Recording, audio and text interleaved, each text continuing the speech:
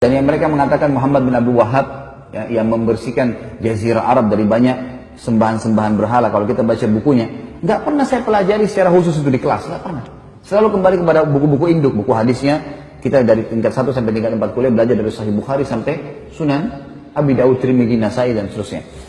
Kemudian juga buku tafsir kita pelajari tafsir Ibnu Katsir, tafsir buku-buku induk semuanya. Nggak ada sesuatu yang dianggap asing atau baru. Saya malah terbalik, sebelumnya tahun 89 saya pernah di Kairo. Saya waktu di Al-Azhar malah saya temukan di sana, dan saya yakin teman-teman kalau ada yang pernah kuliah di sana tahu masalah itu. Itu kalau lagi mau belajar fikih misalnya, maka ditanya siapa yang mazhab Syafi'i. Saya waktu itu sama sepupu saya angkat tangan. Silakan ke kelas sebelah, gurunya sendiri. Siapa yang mazhab Maliki? Angkat tangan. Waktu itu orang-orang mazhab Maliki banyak teman-teman dari Afrika. Angkat tangan. Kelas sebelah, gurunya datang. Khusus materi fikih.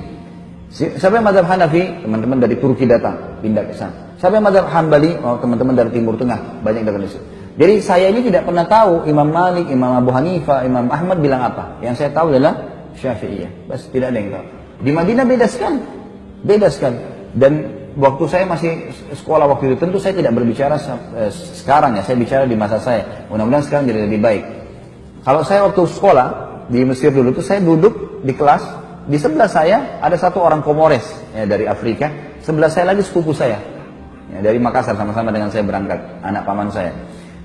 Satu kelas ini ada 47 orang. Nggak pernah kami ketemu kecuali di waktu tertentu. Nah, di waktu tertentu, kadang-kadang cuma ada beberapa anak Turki datang atau beberapa anak Afrika lain datang. Tapi saya nggak pernah kenal wajahnya. Begitu hari ujian, baru kita kenal wajahnya nih. Penuh. Pada saat itu kampusnya penuh.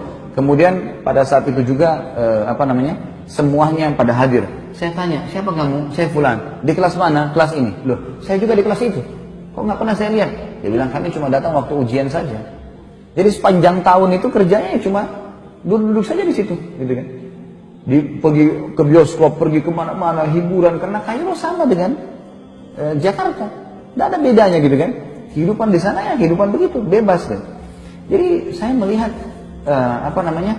beda sekali antara kondisi yang ada di Saudi dengan kondisi yang ada di negara-negara Islam yang lain.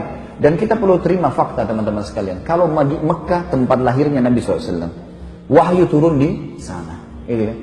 13 tahun fase dakwah di sana. 10 tahun penyempurnaan Al-Quran dan meninggalnya Nabi SAW, dan Nabi masih punya rumah sekarang bisa dilihat, ada masjidnya di Madinah. Kira-kira masuk akal nggak dua kota ini dijadikan sesat oleh Allah? Secara akal nggak mungkin.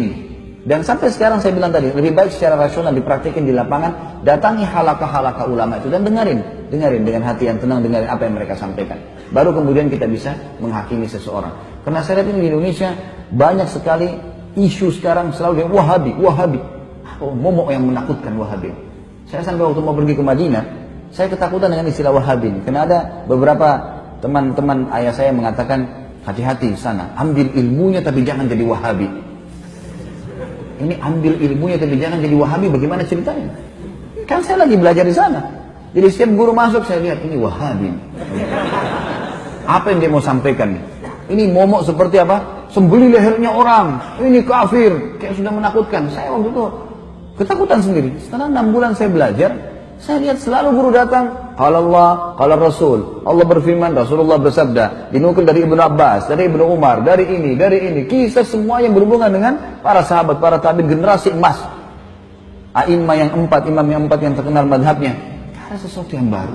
Dan setiap kali guru-guru keluar habis meneraskan sebuah materi, pasti saya rasa iman saya bertambah. Terus, apa nih masalahnya? Kalau ini yang selama yang divonis sebagai Wahabi, ini berarti keliru nih. Ada sesuatu nih. Setelah saya telusurin, ternyata istilahnya keluar dari mulutnya orang-orang Syiah. Sengaja mereka memvonis itu supaya yang paling banyak membongkar kedok mereka, supaya yang mereka mengatakan Quran kurang, mereka mengatakan bahwasanya sahabat kafir. Ini adalah orang-orang yang ada di tempat lahirnya Nabi SAW dan tempat meninggalnya Nabi SAW. Pernahkah kita lihat teman-teman sekalian, pemerintahan Saudi sekarang merusak Masjid Haram dan Masjid Nabawi itu? Atau mungkin tidak mengurus rumah Nabi SAW, tidak mengurus Masjid Nabi? Terbalik, malah diurus, dirawat. Jemaah haji kalau masuk merasa tentram di sana ibadah. Tentu saja pemerintahan semua punya kekurangan. Sudah saya sebutkan di sirah kemarin. Ingat teman-teman sekalian, tolok ukur kehidupan adalah masa hidupnya Nabi SAW di Madinah. Kalau di zaman Nabi SAW saja ada orang kafir, ada orang munafik, ada orang maksiat dan ada orang mukmin. Di zaman Nabi SAW apalagi kerajaan Saudi. apalagi pemerintah di Indonesia, apalagi semuanya gitu kan. Tetapi saya tetap mengatakan ulama ada di mana-mana. Ulama-ulama Rabbani ada di mana-mana. Artinya di Indonesia juga insya Allah mudah-mudahan ada di antara orang-orang yang kita anggap punya kapabilitas dan kapasitas untuk itu. Tentu bukan saya dan bukan antum. Ini ada orang-orang yang sudah sampai pada tingkat yang luar biasa dari ibadah mereka dan juga ilmu mereka. Mereka hafal Quran, mereka hafal sekian banyak hadis. Sampai Imam Ahmad mengatakan tidak akan boleh seseorang menjadi imam mazhab kecuali menghafal 50.000 hadis. Baru bisa dianggap sebagai seorang ulama rujukan. Makanya di zaman beliau-beliau banyak sekali kan ulama-ulama tapi mereka belum bisa dijadikan sebagai rujukan karena memang dianggap masih sedikit. Kita kadang-kadang subhanallah baru bisa hafal 2-3 ayat berapa hadis sudah vonis orang macam-macam, gitu kan. Kemudian ikut-ikutan terbawa arus mengkafirkan si fulan, menyalahkan si fulan. Kadang-kadang kalau diingatkan perbuatan, jangan akhi, ini Nabi SAW tidak pernah lakukan, ini bid'ah. Wah, ini Wahabi ini berarti. Padahal kalau kita ikuti pengajian teman-teman yang divonis Wahabi ini teman-teman, saya sering bahasanya di Jakarta. Sebenarnya kami ini yang sedang berdakwah, saya termasuk divonis gitu kan. Tapi biarlah vonisan ini, semoga Allah berikan hidayah. Seperti gini, ini masjid nih. Ini masjid sudah rapi warnanya, temboknya sudah bagus karpetnya. Setiap muslim yang datang, saya sebagai pengurus masjid mengingatkan, Pak, jangan dikotorin masjidnya ya. Jangan diubah catnya, gak usah diganggu AC-nya. Urusan sudah rapi nih, udah tinggal datang sholat.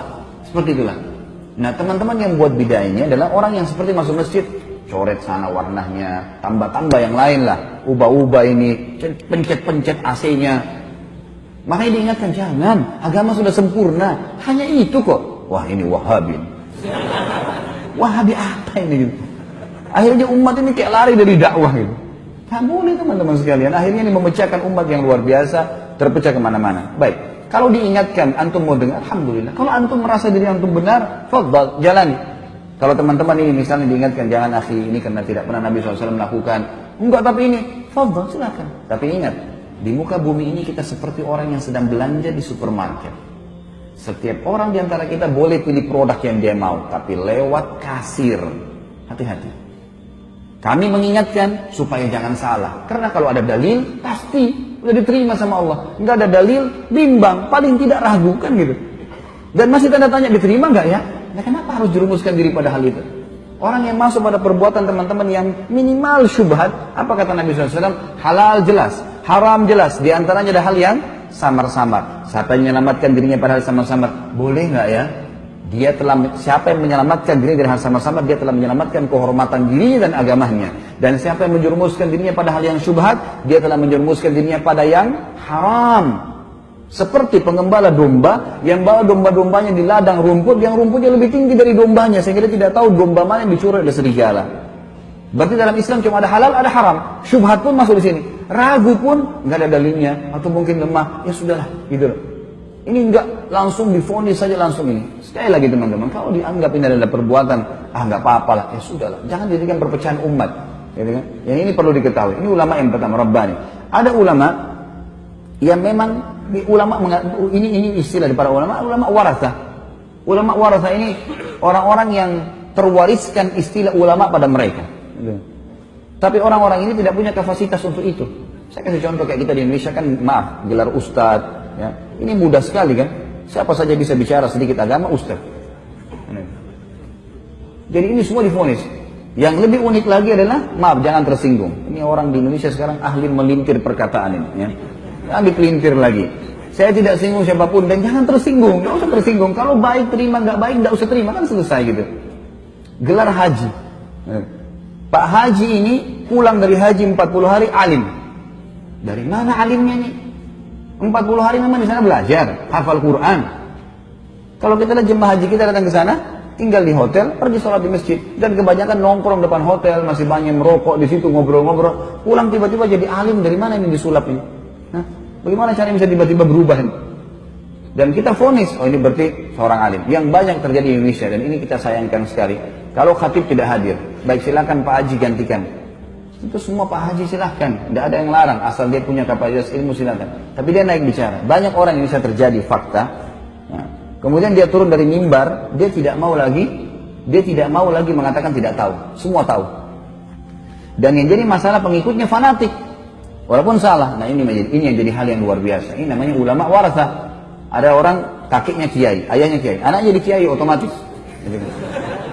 Dari mana ini otomatis? Ilmu itu harus dipelajari, nggak bisa. Kan itu. Ada yang ketiga, yang terakhir, ulama su. Dan ini Nabi SAW sebutkan. Akan datang nanti satu zaman di mana umatku dipimpin oleh ulama su, ulama yang buruk. Kok ada ulama buruk, apa maksudnya? Kata Nabi SAW adalah ulama yang memanggil umat ini pada kesesatan. Mereka diberikan julukan ulama, tapi mereka ngajak orang-orang untuk berbuat hal-hal yang dikarang-karang sama dia, buat cara ibadah sendiri, nggak butuh dengan syariat. Gimana caranya nggak butuh syariat? Kita butuh Al-Quran dan Sunnah, panduan. Nabi SAW mengatakan, telah aku tinggalkan kepada kalian dua perkara, kalau kalian berpegang teguh padanya tidak akan pernah salah selamanya. Kitabullah wa sunnati.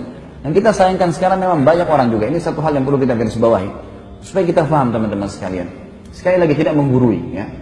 Al-Quran dan Sunnah, semua sekarang sekte dalam Islam yang mengatakan saya Muslim, kemudian saya disebutkan kepada kelompok tertentu, kami juga punya Al-Quran dan Sunnah, gitu. Baik. Semua orang memvonis dengan Al-Quran dan Sunnah. Tapi permasalahannya, ada satu kalimat yang mestinya kita tempelkan dengan itu. Apa itu? Sesuai dengan pemahaman para sahabat. Maksudnya para sahabat. Al-Quran turun kepada para sahabat. Banyak ayat turun kepada para sahabat. Hadis-hadis Nabi SAW disebutkan di hadapan para sahabat. Berarti kalau kita kembali kepada tafsir, kita kembali kepada hadis Nabi SAW, lihat perkataan para sahabat. Itu yang penting. Kita sekarang nggak ayat Al-Quran kita vonis sendiri.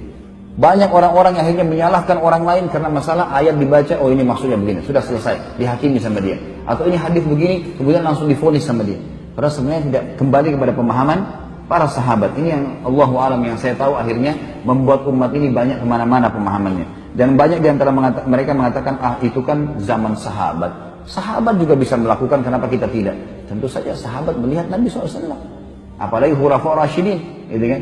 Buktinya Utsman bin Affan boleh buat susun Al-Quran, dan zaman Umar bin Khattab dijadikan tarawih 20 rakaat. Siapa mereka? Khulafaur Rasyidin.